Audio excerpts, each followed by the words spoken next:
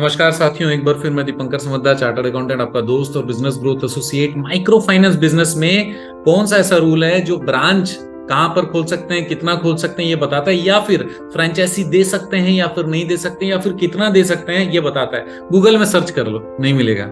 Right? क्योंकि इसके बारे में कोई स्पेसिफिक रूल नहीं है, लेकिन रूल है जो इंट्रिंसिक है, जो मैं आज आपको बताने वाला हूं। तो वीडियो को आखिरी तक देखिएगा, आपके काम आने वाला है। देखिए, आरबीआई का रूल के अनुसार में जो माइक्रो फाइनेंस के लिए रूल्स रेगुलेशंस है, वही सेम हम लोग ये समझते हैं कि सेक्शन 8 में भी हम लोग एप्लीकेबल करें, क्योंकि जितने भी वीडियोस में बनाता हूं तो सेक्शन 8 के बारे में जो भी कंपनीज एक्ट कहता है 2013 प्लस आरबीआई जो कहता है, इसमें समन्वय करके ही हम लोग इस पे आगे बढ़ सकते हैं और समझ सकते हैं। तो सबसे पहली बात ये कि माइक्रो फाइनेंस एक कंपनी है जो कि नॉन प्रॉफिट ऑर्गेनाइजेशन है, अगर वो सेक्शन 8 है। माइक्रो फाइनेंस एक कंपनी जो कि प्रॉफिट ऑर्गेनाइजेशन है, जो कि अगर वो आरबीआई से रजिस्टर्ड है। ये दोनों कंडीशन में ये माइक्रो फाइनेंस का काम करने वाले हैं। दूसरा, इसमें इनके लोन देने की लिमिट्स हैं, जो कि ऑलरेडी पिछले वीडियोस में मैं बता चुका हूं आरबीआई के नोटिफिकेशन के साथ में।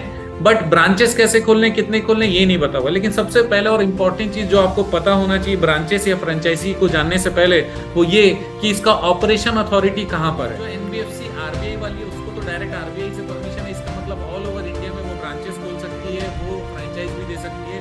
जो सेक्शन 8 का लाइसेंस है वो भी बहुत इंपॉर्टेंट है, क्योंकि वो 2 फेज में लाइसेंस है और दोनों ये प्रूव करता है कि आप कहां तक काम कर सकते हो। सबसे पहला, उनका लाइसेंस कहां पे, सेंट्रल गवर्नमेंट रीजनल डायरेक्टर से उनका लाइसेंस है। इसका मतलब सेंट्रल गवर्नमेंट का लाइसेंस डायरेक्टली मिल गया। राइट? दूसरा, उनको लाइसेंस कहां से मिला हुआ है, रजिस्ट्रेशन मिला है मिनिस्ट्री ऑफ कॉर्पोरेट अफेयर से। इसका मतलब वो भी सेंट्रल गवर्नमेंट है। तो 2 सेंट्रल गवर्नमेंट के लाइसेंस मिला हुआ है। इसका मतलब यहाँ पे स्टेट बाउंडेशन कहीं पर नहीं है। इसका मतलब ऑल ओवर इंडिया हमारा कार्य क्षेत्र है।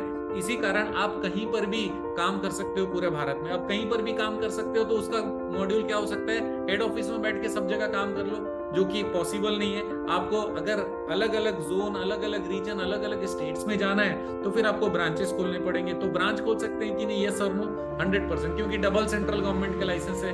एक तो सेंट्रल गवर्नमेंट का ऑलरेडी रीजनल डायरेक्टर का लाइसेंस है, दूसरा मिनिस्ट्री ऑफ कॉर्पोरेट का लाइसेंस है। ये दोनों लाइसेंस मिला दिए, हम लोग ऑल ओवर इंडिया में ब्रांचेस ओपन कर सकते हैं। ये ऑटोमेटिकली अंडरस्टैंडिंग है हमारे एक्ट और रूल्स के अनुसार। दूसरा चीज ये कि हम लोग फ्रेंचाइजी दे सकते हैं। सबसे पहली बात, ये प्रॉफिट ऑर्गेनाइजेशन है, यस और नो। ये प्रॉफिट ऑर्गेनाइजेशन एज सच नहीं है, लेकिन अगर आप टैक्सेस पूरा पे करते हो तो फिर आप प्रॉफिट जो भी या सरप्लस जनरेट होगा उस पर पूरा टैक्सेस आप पे कर सकते हो।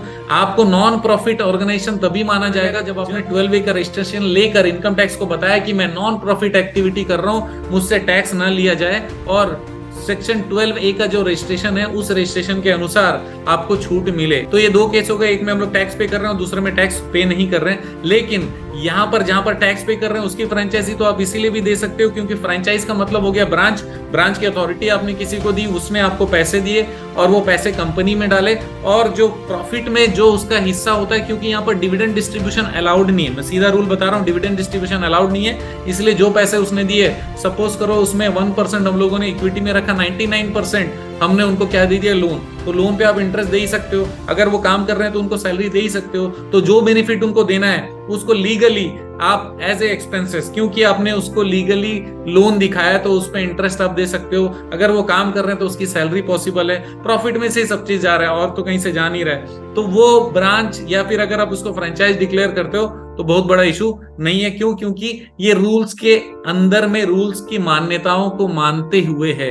इसी कारण सबसे पहला चीज, आप ब्रांचेस ऑल ओवर इंडिया खोल सकते हो क्योंकि आपका ऑल इंडिया ऑपरेशन है। दूसरा, अगर आप फ्रेंचाइजी मतलब ब्रांचेस को इस तरीके से आप यूज कर रहे हो जहां पर कोई दूसरा फंडिंग करे और उसको बेनिफिट हो, जो कि एज एन एक्सपेंसेस आप दे पा रहे हो, तब कोई दिक्कत वाली बात नहीं है। तीसरा, हो सके तो नॉन प्रॉफिट ऑर्गेनाइजेशन अगर है तो उसके ब्रांचेस अगर आप खोल रहे हो तो फिर वहां पर नॉन प्रॉफिट मतलब टोटली उसमें माइक्रो फाइनेंस नहीं है, उस केस में आप 12A का रजिस्ट्रेशन जरूर ले लो, ताकि ऑल ओवर इंडिया का जब भी ऑपरेशन करो तो टैक्सेस की वहां पर लायबिलिटी नहीं है। एक बहुत इंपॉर्टेंट सलाह देना चाहता हूं कि अगर आप प्रॉफिट ऑर्गेनाइजेशन जैसे सारे टैक्सेस पे करते हो और माइक्रो फाइनेंस की ही एक्टिविटी करते हो जिसमें आप फायदा कमाते हो, उस केस में आपको हर ब्रांचेस का एक इंटरनल ऑडिट सिस्टम रखना पड़ेगा, इंटरनल चेक सिस्टम रखना पड़ेगा, कंप्लायंस सिस्टम रखना पड़ेगा, ताकि हेड ऑफिस से वहां पर सारी चीजों को मैनेज किया जा सके, कहीं पर कोई टैक्सेस का इवेशन ना हो। इनकम टैक्स क्योंकि एप्लीकेबल है तो वो भी होते रहना चाहिए, टीडीएस भी होते रहना चाहिए, ईपीएफ, ईएसआईसी, जो चीजें एप्लीकेबल है, क्योंकि कंपनी एज ए होल